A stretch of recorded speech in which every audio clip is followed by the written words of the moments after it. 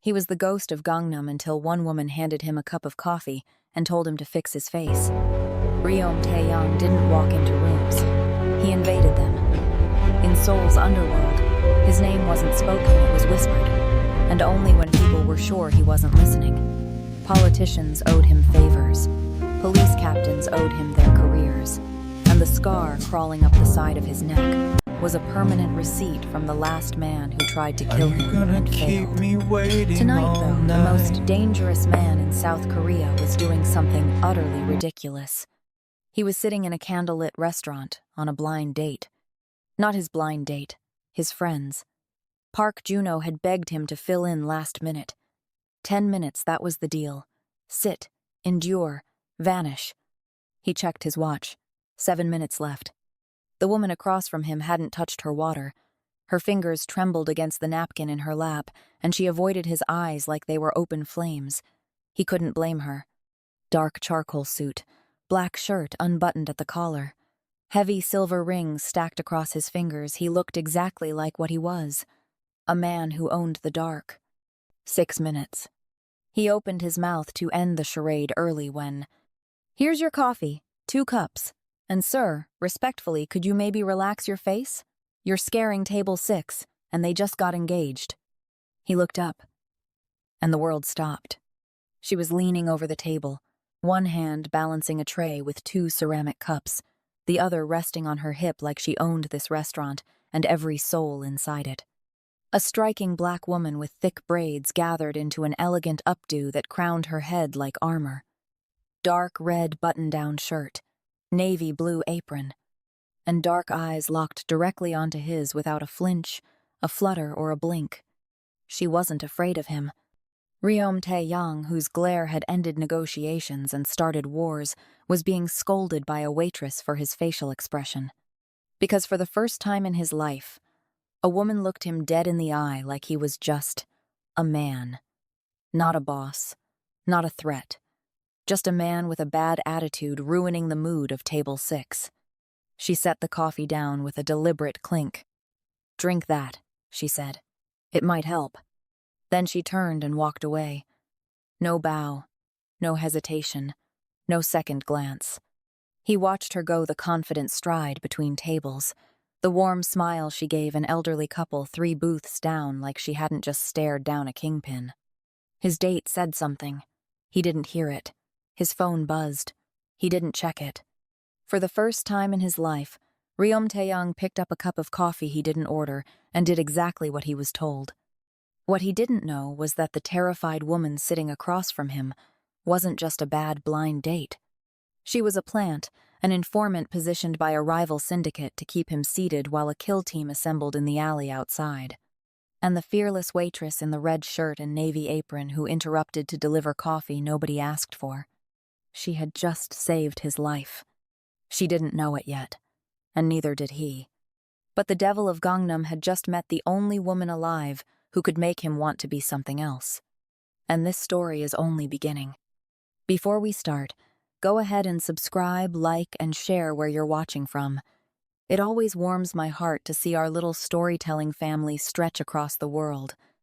Every click, every comment, every bit of love you give helps us keep uncovering these unforgettable stories together. So find your quiet place, settle in, and let me take you somewhere you've never been before. The blind date lasted exactly 4 more minutes after the coffee. Taeyang's so-called date, a woman whose name he'd already forgotten, spent those 4 minutes staring at the tablecloth, giving one-word answers, and clutching her purse like she was calculating the fastest route to the exit. He didn't care. He wasn't listening anyway. His eyes kept drifting across the restaurant to the waitress in the red shirt, watching her move between tables with a quiet authority that had no business being that magnetic.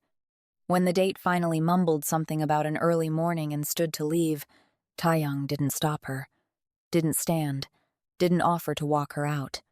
He just nodded once, the way a king dismisses a subject, and she practically fled. He should have left too. The 10 minutes were up. Juno's favor was done. His driver was parked outside, engine running, and there were 3 messages on his phone from his lieutenant about a shipment delay in Busan that needed his attention. Instead, He sat there. The waitress passed his table again, collecting the untouched water glass his date had left behind. She glanced at him, still seated, still brooding, still taking up space like the restaurant had been built around him. "Your date left," she said.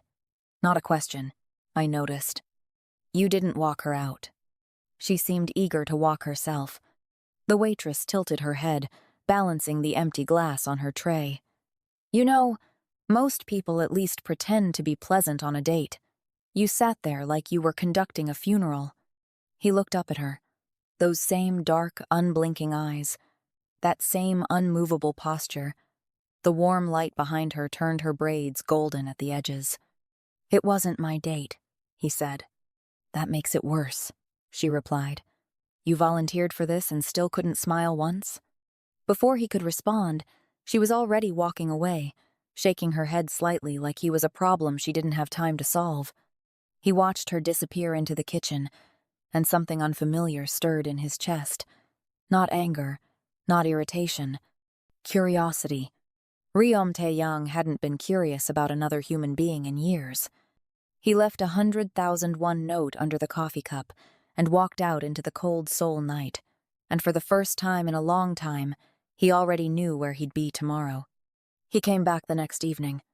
Same restaurant, same time. He requested her section, didn't ask for it politely, just told the hostess where he'd be sitting with the kind of calm certainty that left no room for negotiation.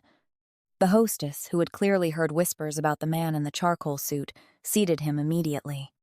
Evelyn appeared 3 minutes later, notepad in hand, and when she saw him, she stopped mid-step. One eyebrow lifted. The corner of her mouth twitched, not quite a smile, not quite a frown. Something in between that said she wasn't surprised, but she wasn't impressed either. "Back already?" she said. "Did your fake date leave something behind?" "Just came for the coffee." "We're not known for our coffee." "Then I came for the service." She stared at him for a beat, then clicked her pen. "Black coffee. Same as yesterday. Anything else? Or are you just here to practice your intimidation techniques on the dinner crowd?" "Just the coffee." She brought it 4 minutes later, set it down without ceremony. No lingering, no small talk. Professional. Distant. But when she turned to leave, he spoke.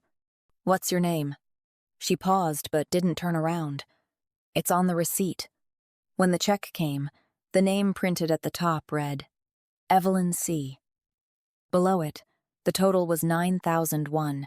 He placed 500,001 on the table and walked out. The next evening, she was waiting for him. Not at his table at the hostess stand. Arms crossed. The cash fanned out between her fingers like a poker hand she intended to throw back in his face. "I don't know who you think I am," she said, her voice low enough that only he could hear. "But I'm not for sale, and I don't accept guilt money, pity money, or whatever rich man game this is. My service costs 9,001. You owe me 9,000. That's it." She pressed the bills into his chest with 2 fingers, held them there until he took them, then walked back to her section without another word. He stood in the entrance of that warm, golden restaurant, 500,001 in his hand, and smiled. He actually smiled. It had been so long that the muscles in his face almost didn't remember how. By the 4th visit, Evelyn had stopped pretending he wasn't a regular. She brought his black coffee without him ordering, dropped it on the table with a short, "Here," and went about her shift. But the edges were softening. The eye rolls had turned into half-smiles. The sharp comments had loosened into something closer to banter, the kind of back and forth between two people who were starting to enjoy the friction. It was on the 5th visit that everything shifted. Evelyn was clearing a table near the window when she stopped. Her hands went still on the stack of plates, and her eyes fixed on something outside. 2 men in dark suits stood on the sidewalk across the street, hands clasped in front of them, scanning the restaurant entrance with the patient stillness of trained professionals. They hadn't been there yesterday, or the day before, but tonight they were impossible to miss. She set the plates down slowly and walked straight to Taeyang's table. "Who are the men outside?" she asked. No greeting, no coffee, just the question, delivered with the same directness she brought to everything. Taeyang didn't look toward the window. He already knew they were there. They're with me. With you. Protection.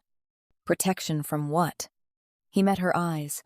That same locked gaze hers demanding, his unreadable. The candle between them flickered. From the kind of people who would use a place like this to get to a man like me, he said quietly. Evelyn pulled out the chair across from him and sat down. Not because he invited her, he hadn't. Because she decided she was going to, and no force on earth was going to stop her. "Who are you?" she said. "And don't give me the mystery act. I've been serving you coffee for a week. I think I've earned a straight answer." He was quiet for a moment. The restaurant noise filled the silence, laughter from a table in the corner, the clink of a wine glass, a jazz standard drifting from the speakers. Normal sounds. Safe sounds. The kind of world she belonged in. "My name is Ryeom Taeyang," he said. "And I am not a good man, Evelyn," he told her. Not everything, not the bodies, not the ledgers, not the shipments that moved through ports at midnight, but enough. Enough for her to understand that the silver rings on his fingers weren't fashion. Enough for the warmth in her expression to cool by several degrees. She sat there for a long time after he finished. Then she leaned forward, arms crossed on the table, and said, "So why do you keep coming here? To a restaurant? To sit in my section and drink coffee you don't even like?" "Because you're the only person who has looked at me and not been afraid," he said. And I wanted to know what that felt like for more than one night.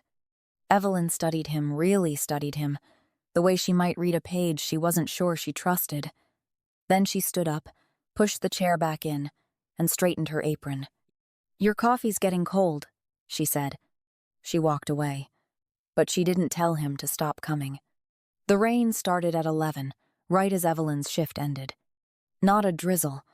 A downpour, the kind of Seoul monsoon rain that turned streets into rivers and made taxis vanish like they'd never existed. She stood under the restaurant's narrow awning, phone in hand, watching her rideshare app cycle through no drivers available for the third time. A black car pulled up to the curb, the rear window lowered, and Taeyang's face appeared in the gap, lit by the glow of the dashboard. "Get in," he said. "I'm fine." "You're soaking wet and there are no cabs for 6 blocks. "I said I'm fine." "Evelyn." His voice was different now, not commanding, almost gentle, like he was handling something he didn't want to break. "It's a ride, that's all." She stood in the rain for 3 more seconds, then got in. The car was warm, black leather seats, tinted windows, the quiet hum of an engine that probably cost more than her student loans. She sat as far from him as the back seat allowed, arms crossed, rainwater dripping from her braids onto the leather. "Where to?" his driver asked. She gave her address, a modest apartment complex 20 minutes east, and the car pulled into the flooded street. They didn't speak for the first 5 minutes. Then Evelyn broke the silence. "Why the Mafia?" she asked, staring straight ahead. "You're smart. You're clearly educated. You could have been anything." "I was born into it," he said. "My father ran the syndicate before me, and his father before him. It's not a career, it's inheritance." "That's not an answer. That's an excuse." He looked at her. Rain streaked the windows behind her, blurring the city lights into something dreamlike. "You're right," he said. "It is." She turned to face him. "My mother cleaned office buildings for 14 years so I could go to school. I work 6 shifts a week at that restaurant so I can finish my degree without drowning in debt. Nobody handed me anything, and nobody ever will. So when I hear a man with your resources say he had no choice," she shook her head, "I don't buy it." The car was quiet again. Then, so softly she almost missed it, Taeyang said, "Nobody has ever talked to me the way you do." "Maybe that's your problem," she said. He almost smiled again, that same unfamiliar pull at the corners of his mouth. Maybe it is. When the car stopped outside her building, she opened the door, then paused. Without turning around, she said, "Tomorrow, 7 o'clock. Don't be late, and don't bring those men outside." She stepped into the rain and disappeared through the lobby door.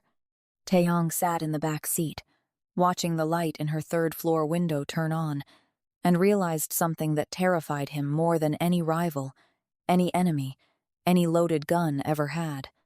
He would do anything, she asked. He showed up the next evening at 7 sharp. No bodyguards, no entourage.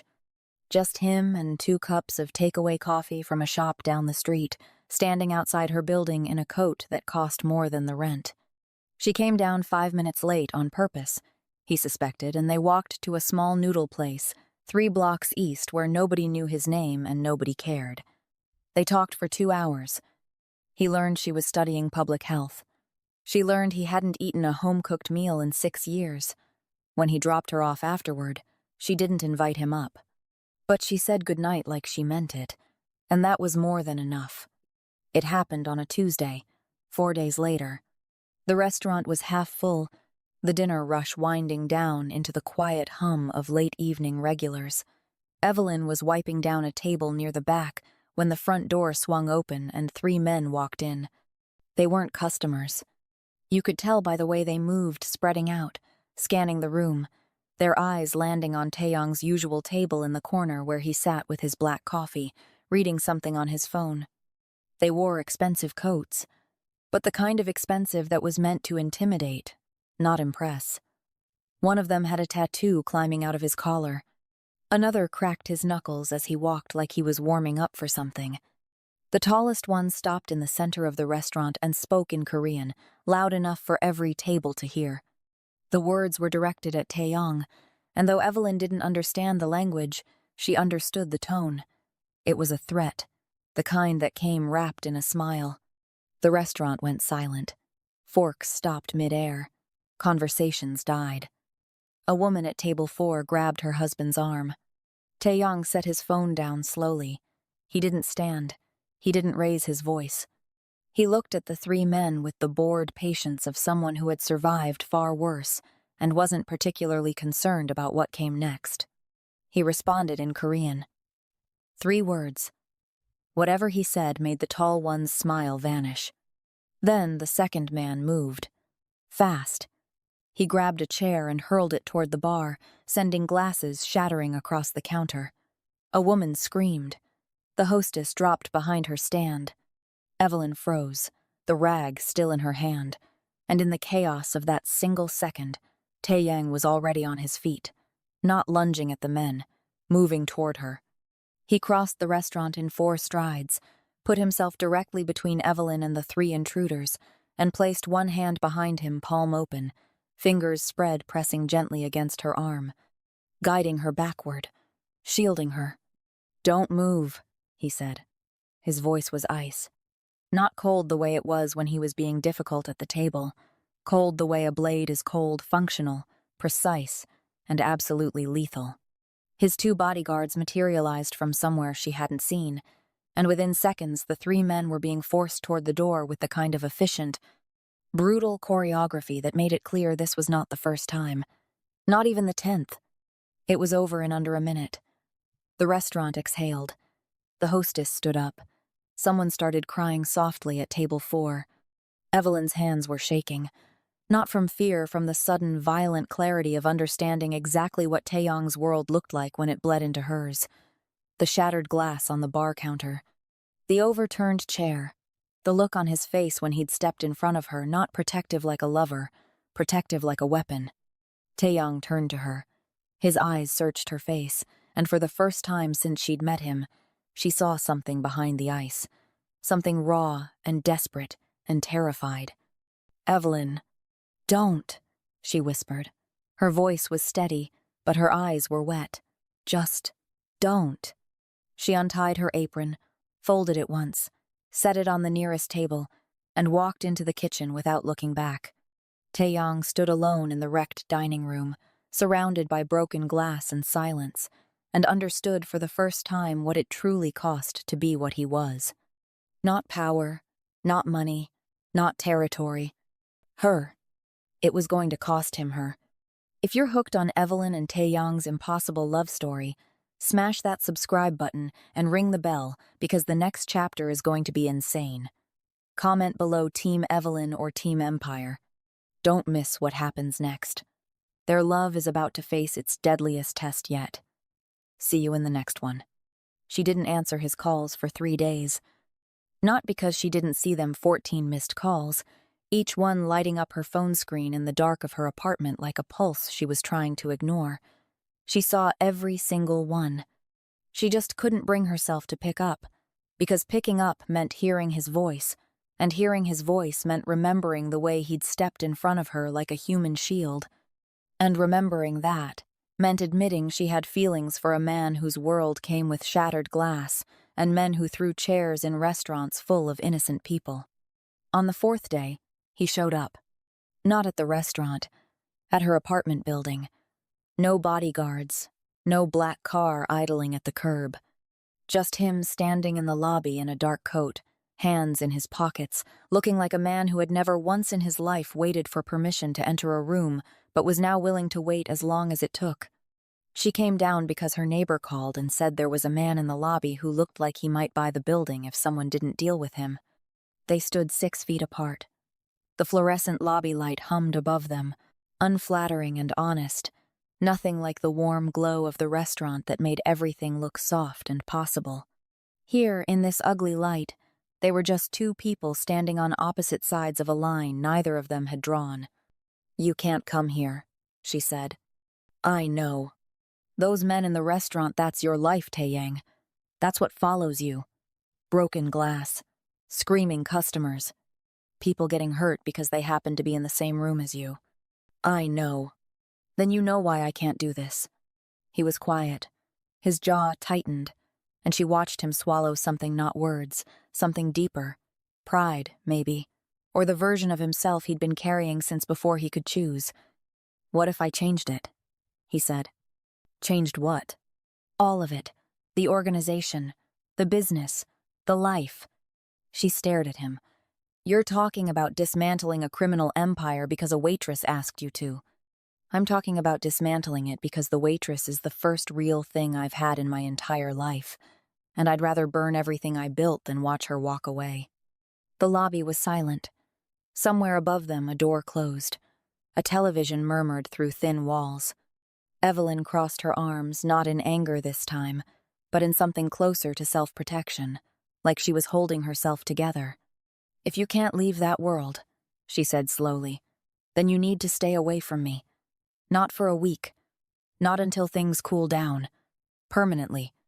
Because I will not be the woman who stands next to a man and waits to see which night he doesn't come home." She turned and walked to the elevator. The doors opened. She stepped inside. "Evelyn." She held the door with one hand but didn't look at him. "Give me time," he said. "That's all I'm asking." The doors closed. Dismantling the Ryeom syndicate was like performing surgery on yourself without anesthesia. Taeyang started with the money rerouting legitimate business revenue into clean accounts, separating legal holdings from the underground pipeline his father and grandfather had welded together over decades.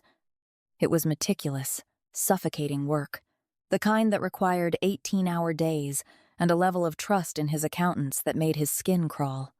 His lieutenants noticed within the first week. Kang Do-ha, his second in command, a man who had been loyal to the Ryeom family since before Taeyang could drive, sat across from him in the penthouse office and asked the question everyone was thinking. "Are you shutting us down?" "I'm restructuring." "Restructuring into what? A consulting firm?" Do-ha's voice was sharp, disbelieving. "The men are talking, Taeyang. They think you've lost focus. Some of them think you've gone soft. Let them think what they want. This is about the woman, isn't it?" Do-ha leaned forward, his expression hardening. "You're dismantling 50 years of legacy because some waitress told you she doesn't like your job?" Taeyang looked at him with the kind of calm that had always preceded the worst decisions of other people's lives. "Be very careful about how you talk about her." Do-ha held his gaze for a moment, then exhaled and sat back. "The men won't follow you on this, you know that. Then they're free to leave. And if they don't leave quietly, then they'll leave the other way." It wasn't a bluff, and Do-ha knew it. 3 lieutenants walked within the first month. 2 more tried to organize a mutiny, redirecting shipments and reaching out to rival families for new alliances. Taeyang handled each defection with surgical precision, freezing their assets, cutting their access, removing them from the organization the way a surgeon removes a tumor. No bloodshed, no bodies. Just clean, merciless efficiency. It was the hardest thing he had ever done.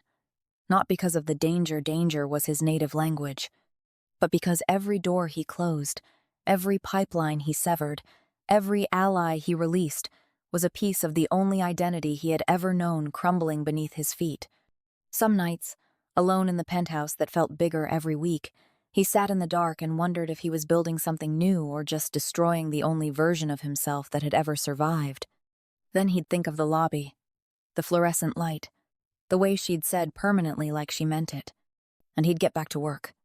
It was during one of those 18-hour dismantling sessions that his head of security, a former intelligence operative named Moon, dropped a folder on his desk without a word. Taeyang opened it. Surveillance photos, financial transfers, a transcript of an intercepted phone call. The blind date, Moon said. The one Park Juno set up at the restaurant.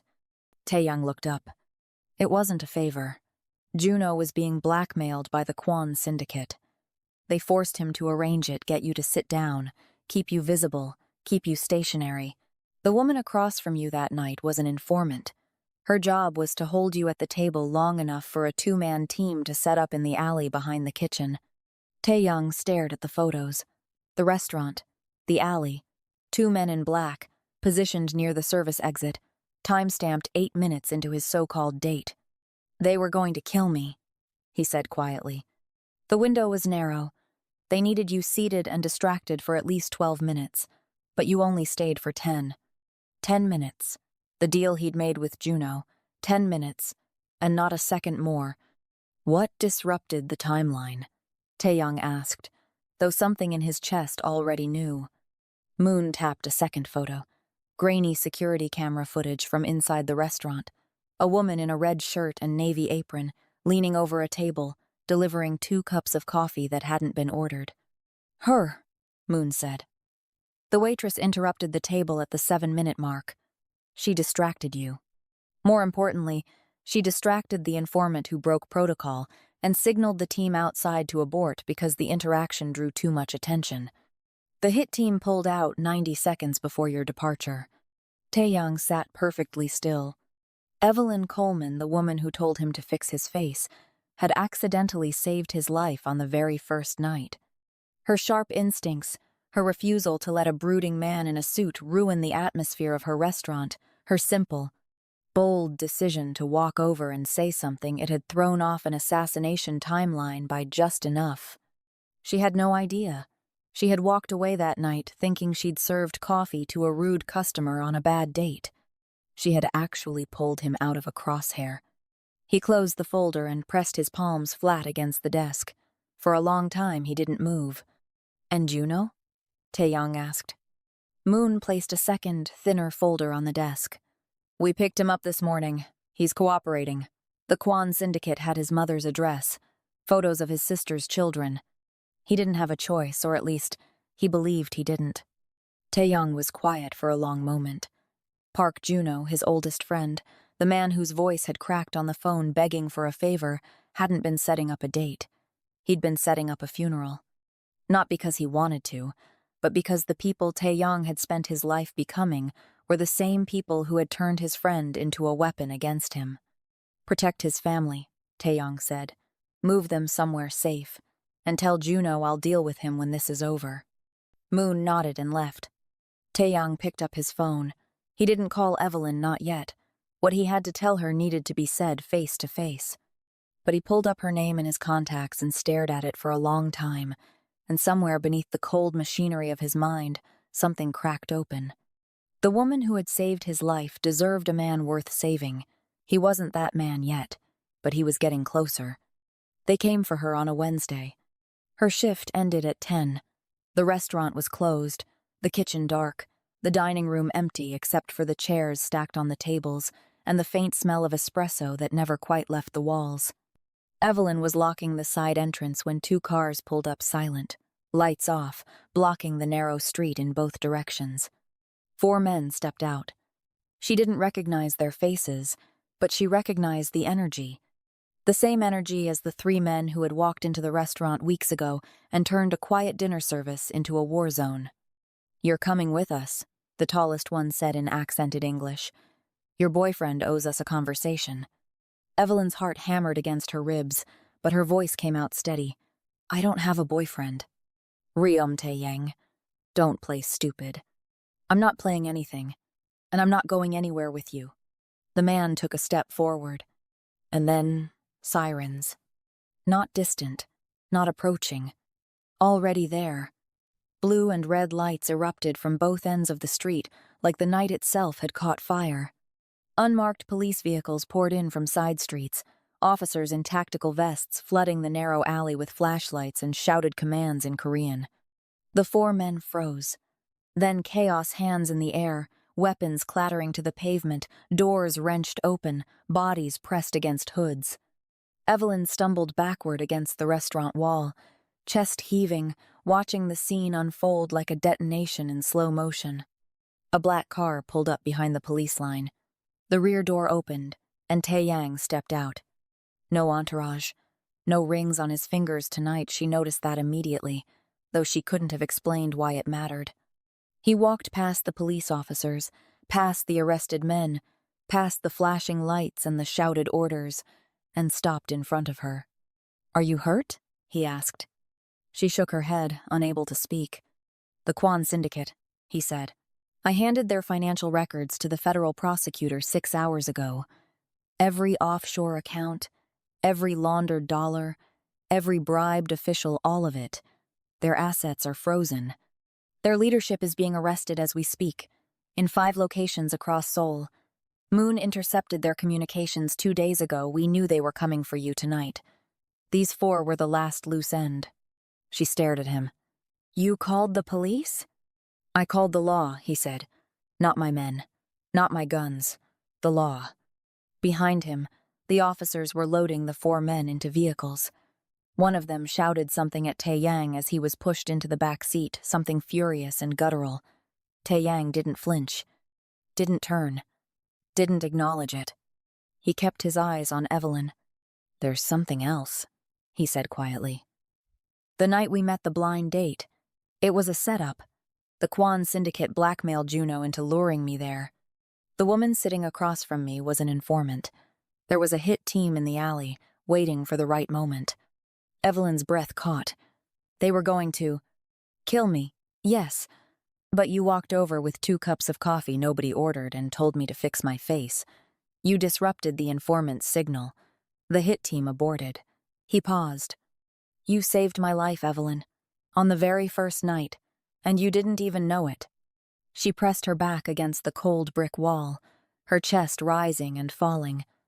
For a long moment, the only sound was the fading crackle of police radios and the distant hum of the city. "You told me to leave your world or leave the Mafia," he said. "I chose." Her lip trembled. Just once. Then she pressed her mouth into a hard line and blinked fast, and when she finally spoke, her voice was raw. "You're an idiot," she said. "You know that." "I've been told." She grabbed the front of his coat with both hands and pulled him forward, pressing her forehead against his chest. He stood rigid for a moment, this man who had commanded armies, who had controlled every room he'd ever entered, and then his arms came up around her, slowly, carefully, like he was holding something he'd only just learned he was allowed to touch. The sirens faded, the street emptied. The rain started again, soft this time, tapping against the restaurant awning like quiet applause. 6 months later, the string lights came back. Not in the old restaurant, in a new one. A small cafe on the east side of the city, tucked between a bookshop and a flower stall, with exposed brick walls and wooden tables, and a hand-painted sign above the door that read, "A new menu" in both Korean and English. Taeyang had bought the building outright, legally, with money so clean it practically sparkled. The syndicate was behind him now, dissolved, dismantled, its remnants absorbed by legitimate ventures he oversaw from a modest office above the cafe. No bodyguards, no silver rings. Just a man in a simple black shirt, sleeves rolled to the elbow, carrying a box of ceramic cups through the front door. Evelyn stood behind the counter, her braids pulled back in that same elegant updo, wearing a new apron still navy blue, because some things didn't need to change. She was arranging pastries in the display case, humming something soft when he set the box down beside her. "Table 6 called," he said. "They want to know if we have oat milk." She looked at him sideways. "Table 6 is a retired couple who come here every morning for black coffee. They have never once asked for oat milk. Maybe I'm table 6. You hate oat milk." "I hate most things." He paused. "I didn't hate you." She smiled, not the guarded, calculated almost smile she used to give him when she was still deciding whether he was worth the trouble. A real smile, full and unguarded and radiant enough to make the morning light jealous. "Go open the door," she said. "We have customers."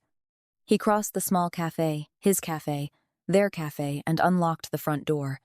Morning light poured in. The flower stall next door was already setting out buckets of peonies. A couple walked past, holding hands. Somewhere down the street, a child laughed.